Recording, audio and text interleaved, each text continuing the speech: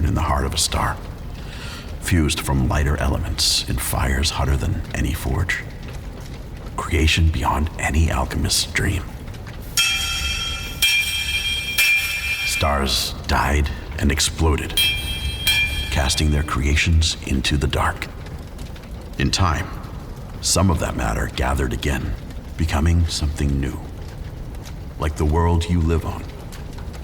And one day, someone pulled this iron from the ground, melted it, forged it into a sword, a plow, nails for a cobbler's bench. It all became scrap eventually, melted down and joined with more scrap, mixed, melted, mingled, reforged. Histories entangled, futures built. The work I'm creating now carries every failure, every success, birth and death of civilizations, kettles and war machines. And someday, when the fire and force become too much for you, if you're willing to step up and do the work, you might earn the right to swing the hammer. What the Pig Promised. Episode 1. Voices resonating across the threads of time. Dear listener, fear not. A chorus entwined throughout space and time is never resolved at first echo. Author unknown.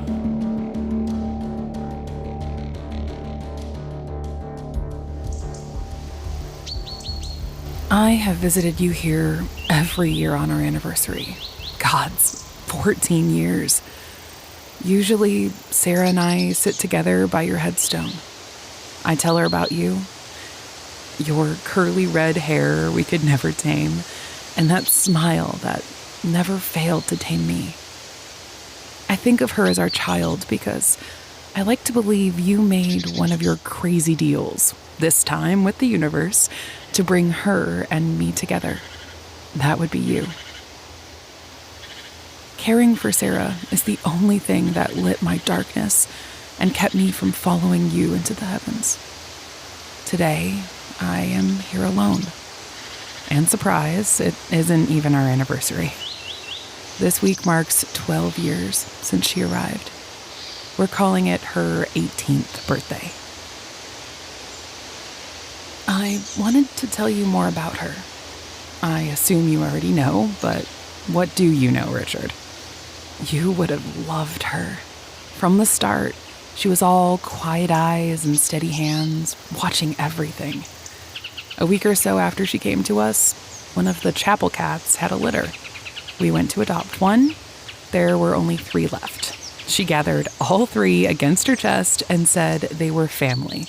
And now they were her family too. I let her keep them, of course. I remember thinking, even then, that she loved too much to separate them. And maybe she understood separation better than most, even if no one, not even her, could say who she had been taken from. She eats like you did. Too much, too fast. I don't know where she puts it. The baker still brings up the time she ate 3 honey twists before anyone else had even gotten theirs. She laughed so hard she sprayed the table with chewed-up pastry. You would have loved that. Her laugh, I mean. The way she doesn't hold anything back. Lately, it feels like she's holding something back, and I can't quite place it. It was around that age that she started asking questions I couldn't answer. About time, about space, about why we have no stars. But everyone Ilra meets seems to have their own. I swear on the 7 children, Richard, everything she does seems to have its own kind of math built into it. Sister Tefra is a math genius, and she seems to understand the things Sara asks about.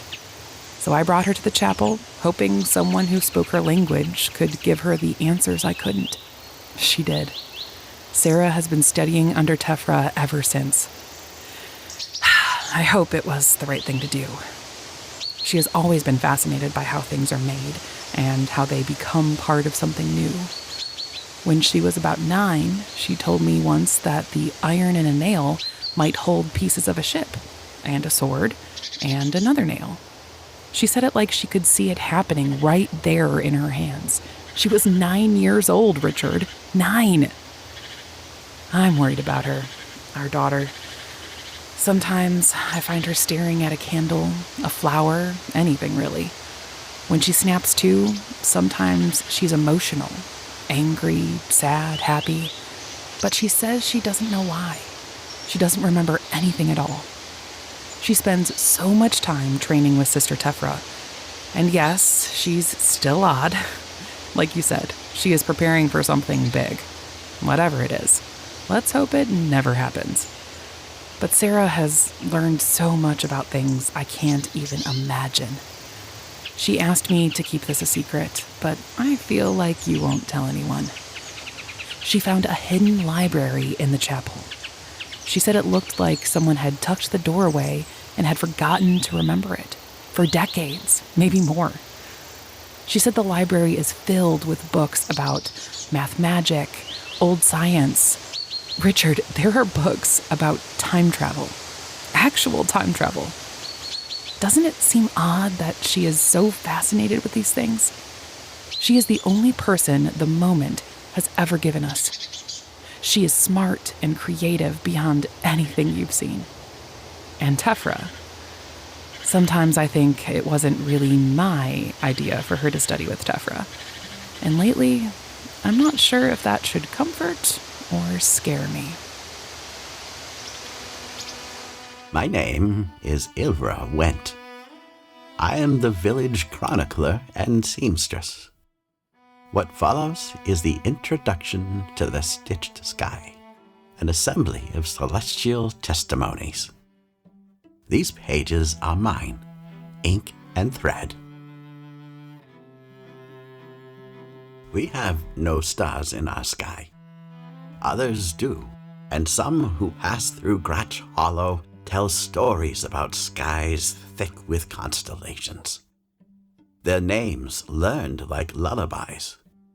Yet they never seem surprised that ours is empty. Perhaps they expected it. I've spent the better part of 2 decades collecting their accounts. Wanderers and traders, bards and priests, even the quiet ones who vanish before morning. They speak of lights in the night sky. Some whisper names. Others draw what they remember. No 2 sketches are the same, yet they're close enough that I believe them. And always there are stories. Chapter 2.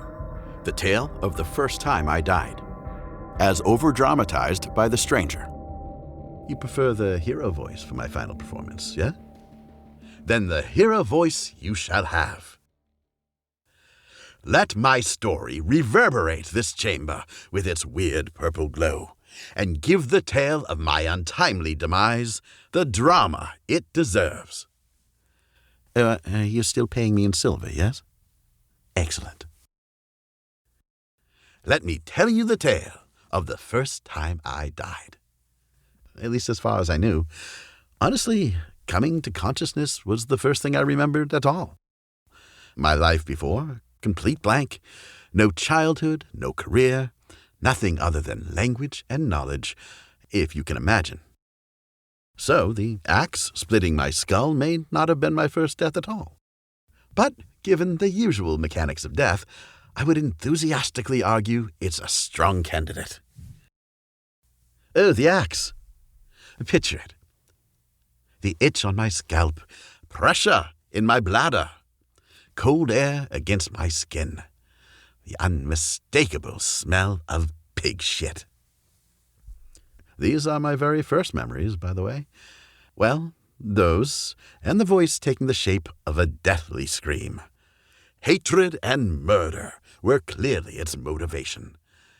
If a nightmare could be cast as one man and a sound effect, this one would pass the audition. Somehow I had a sword, and somehow my hand knew to reach for it, which I did, fairly gracefully I might add, but only after being released from some kind of paralysis. I managed to open my eyes to my first clear vision. It was also, for the moment, my last. An axe blade descended quite painfully upon my skull. The next time I died, you'll love this one. The day I dealt death a damning defeat was the same day I died the first time. But this time, I caught death unaware. The darkness receded once again, and this time I was prepared. The scream took its place. The curtain of stench rose before me. I ordered the darkness to unhand me and seized my sword by the hilt. Solid, a deadly thing, no doubt. I drew it and caught the axe blade before I could even open my eyes. For the first time, I saw my weapon clearly. An awkward thing. It looked more like a stage prop than a sword. Except it was flat black, solid, and, deadly. But there was a girl standing there, stricken, but clearly impressed. And who could blame her? She had a friend, too, a pig man. I was surprised at the time, naturally, but he would not be the strangest creature I encountered that day. Oh, and the axe-mad little lunatics seemed bent on making him bacon. I saved them both, of course. Well, I had a little help. Don't look at me like that. I did die. Just a little. On the inside. I wonder if he ever went by Chris. Chris P. Bacon. They say the stars speak, that gods live among them, that monsters were slain there, that the sky remembers things so that generations never forget. Thalariel, the uninvited mayor who refused to yield.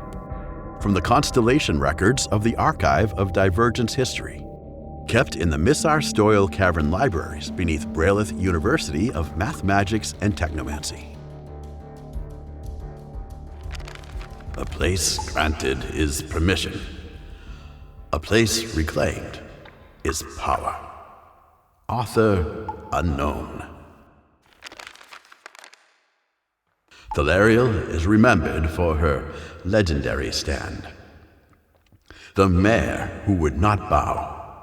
The uninvited who fought to be seen. The one who looked to the heavens and rejected the lie that her place had already been decided. Those born divine were handed their stars in space. Thalariel was handed a lie. That the heavens were for legends, that her place had already been decided, and that truth belonged to its appointed guardians. But she saw the truth of herself in the stars, and she had no intention of surrendering it to the gods who refused to see her. So she built wings to climb through the headwinds no god had ever needed to face. She forged a horn in defiance of those who would deny her claim on her own stars and space.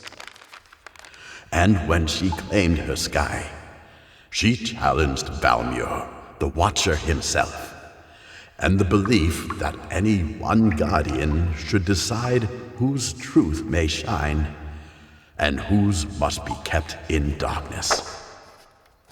So when you see her light, know this: she is not there to carry you. She's not there for you at all. She is still fighting for what is hers. Let her brilliance remind you: what is bestowed can be withdrawn. What is reclaimed was never theirs to deny. Some say the stars slowly wander across the years. Sometimes I wonder if the stars are not merely lights at all, but records, memories stitched together. Or perhaps they are souls, If the constellations are memories in formation, and if the ghostly visitors we glimpse during the moment, those flickering souls who vanish before breath or word, belong to the same sky, then perhaps our village, Gratch Hollow, lies along the seam. Maybe the moment is a stitch. Maybe the heavens require a pattern. And maybe, just maybe, we are the thread. Chapter 4. The Day the Stranger Nearly Got Me Killed Before Breakfast. As told by Sara, the girl who stayed. Hi. Good to meet you. I'm Sara. Pardon the voice. I was up really early this morning, and Maureen says I sound like an old man before coffee. All right, so the day the stranger showed up, I was 19. It was morning, first light, but the people in Gratch Hollow were mostly still asleep, even if I wasn't. But the equations I'd been studying had gotten under my skin, and Pip here wasn't making it easier. He was upstairs in Maureen's room, thumping a mouse right above my head, as cats do. My little hunter. So I took the hint from the universe. Yes, and you too, Pip. Coffee time. That morning, I decided I wanted to try using the resonance stones that Sister Tefra made me to manifest my time recursive equations. Big concept, I know, but not important to this story. Not yet. So I ran into the chapel and grabbed the stones, and when I stepped back out, I saw 4 of them standing in the field, like they appeared out of nowhere. The cult of Swilborn, armed. They didn't see me, thank the 7 children, so I ducked behind the door. Well, Tansy thinks she's a tiny panther. She crouched in the grass, ready to protect me from the death cult. Too many death cults around those days. I should have connected the stories. And I despise the way they twist Brynnis Wilborn's work. And for what? Power? Some unholy math scam? Who knows? No one's ever sat one of their vicious little asses down for a chat over tea. Or a biscuit. From what I could tell, they were mostly around my age. But there was one sitting in a wheelchair. I assume he was the high priest. He had a heavy-looking black collar around his scrawny little neck. It had a huge something like a purple gem, which seemed familiar. His voice croaked out Brenna's high math magics, spoiled with foul, forbidden variables, and twisted into some kind of dark prayer. Then the others repeated it back, like a chant. It's as if poison could become holy, if you only drank enough, as Maureen would say. Those kids. No, it wouldn't be the first time good people were grifted into a holy truth. Anyway, the tallest one lifted a ceremonial axe. Real overdramatic like. Seriously. It glinted. It was etched with dangerous old swill code symbols, in case they needed the instructions. And John meandered. He meandered along, humming and squealing away, so happy with himself. Like a pig in... You get the point. He had a little flower pot. Probably a sprout had come up. It would be the only miracle that mattered to him. He lit up when he saw me, snout snorting, squealing with glee, probably dying to show me his little plant. I tried to wave him away, and he waved back. Not quite what I was going for. I looked back over at the cult, afraid John had caught their attention. God knows what they would do to us. But there was someone else there. The stranger. He wasn't flickering like they do during the moment. You've seen it. He just appeared when I wasn't looking. He was solid, armed.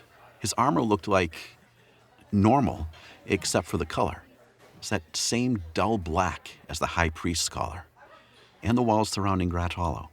You see what I mean? You know, if I wasn't the girl who stayed, I probably wouldn't believe it. But then the scream that I will never forget. the terrible shivers up my spine. The axe fell, splitting the morning in two like a fruit. And I thought it was going to do the same to the stranger's skull. But no. A giant clang practically tore the air wide open. It echoed even around the top of the hollow's wall. The man blocked the axe with his sword, just barely. John squealed, dropped his little pot, and bolted, ears back, curly tail straight as a stick. And then, the stranger, Prince Valiant, starts screaming at me. You, girl, get help, help. Smooth, right? Well, that caught the attention of the high priest. He sent the shorter one, a woman, a girl, after me. And I froze. I just froze. John was running over to protect me, fastest I've ever seen his hooves move. Gods, she'd have butchered him. Her blade began its swing, and I was sure I was dead at 19 years old. But out of the chapel, along comes Sister Tefra, my mentor. Precise as a clock, staff in hand, graceful, balancing every step like one of her equations. Each blow struck precise. Her staff and body moved together like gears in a watch, calculating time in perfect blunt force drama. And then it was over. Brother Halvor came out of hiding, and the three of us prepared the bodies for burial. Those kids, they never had a chance. You don't leave the Swillborn cult. Not alive. Anyway, there could never be another Sister Tefra. She solved the problem elegantly, like she already knew the solution. Of course she did. I see truths in the stories, so I record everything. I sew pages like cloth, each connected to the next by a thread I long to untangle. If I cannot follow the thread, I will at least hold the needle. And if any souls get lost along the way, if one of them, like our precious Sara, chooses to stay, then let them find what I have gathered. Let them study these scraps, sketches, and stitched together skies. Under Sister Tefra, Sara is learning more than I ever could. Maybe she will see the patterns I've missed. Maybe one day, she will help the souls of the moment find their way. What the Pig Promised is written, performed, and produced by Sean Fitzmaurice. Voiceover Nerd.com. Featuring Shelley Fear as Marine. VoiceOverSlayer.com. Copyright 2026 Voiceover Nerd Productions Incorporated. All rights reserved.